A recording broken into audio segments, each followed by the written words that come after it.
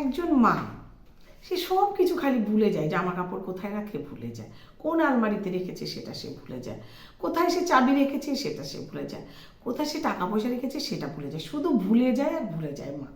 তা কী করবে, পরিবারের সবার খুব অসুবিধা হয়। খেতে বসলে চাটনি দিতে সে ভুলে যায়, চাটনি তার ভেতরেই থেকে যায়, সবাই খাওয়া দাওয়া করে উঠে পড়ে, তার চাটনি থেকে যায় জায়গা মতো। যাই হোক, সবাইকে ওই জন্য সে আগে থেকে বলে দেয়, এই আজকে চাটনি করেছি রে, সবাই কিন্তু চাস। তো এরকম ভুলো মনের একজন মা, কিছু তো করার নেই। তো একদিন যাই হোক, তার বাড়িতে একটা অনুষ্ঠান, সে পাড়ায় নেমন্তন্ন করতে বেরোবে। তো খুব তড়িঘড়ির মনে খুব আনন্দ, বাড়িতে একটা অনুষ্ঠান। সে মা কী করেছে, খুব সেজেছে বেশ, মানে পরিপাটি করে শাড়ি টাড়ি পরে পাড়ায় গেছে নেমন্তন্ন করতে। এবার গিয়ে যখন পাড়ায় প্রথম বাড়িতেই গেছে আর কি নেমন্তন্ন করতে, তখন তারা দেখছে সে খুব সেজে গুজে, মানে সে খুব ভালো ভদ্রমহিলাকে সবাই, পাড়ার সবাই খুব ভালোবাসে সেই মাকে আর কি, সবাই খুব সম্মান করে। তো বলছে, এ কি তুমি এত সুন্দর সেজে এসছো, তুমি চটি পরোনি কেন, পায়ে পায়ে চপ্পল পরোনি কেন?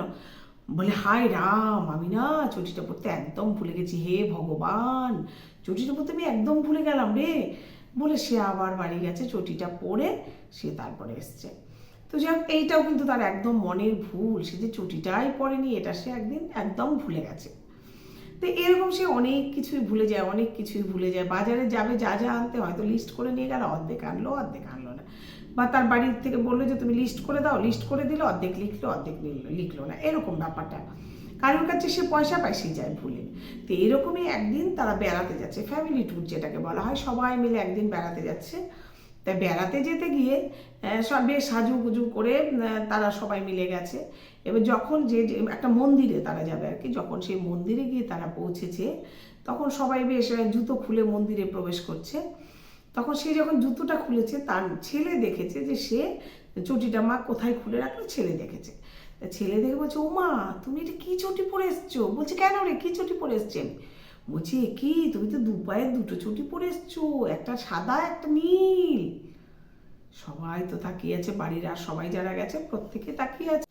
তখন সবাই মাকে বলছে, কি তুমি কি করলে মা, এখন কি হবে, তুমি যে একটা নীল একটা সাদা চটি পরে এসছো, দেখতে কিসের মতো লাগছে তোমাকে?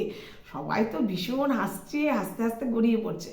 তখন মা বলছে, আর কইস না রে, আমার এক্কাবারে মনে নাই রে, এক্কাবারে মনে নাই।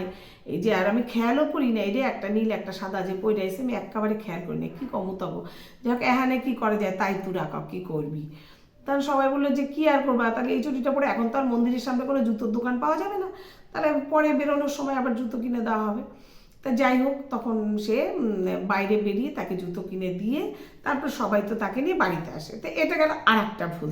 এছাড়া মায়ের তো আরও অনেক ভুল ছিল, যেমন সে কোথাও বেড়াতে যাওয়ার সময় সে যেহেতু পান খেত, জাতি নিতে ভুলে যেত, আরও অনেক কিছু, এরকম অনেক কিছু খুঁটিখাটি ভুল তার ছিল, যেগুলো বাড়ির সবাই জানতো। তাই সেগুলো সবাই জেনেই শুনেই মাকে ভীষণ ভালোবাসতো। সে সত্যিকারেরই একজন ভালো মা ছিল। শুধু তার ওটাই ছিল যে মা খুব ভুলো মনের মা ছিল, সব কিছু ভুলে যেত।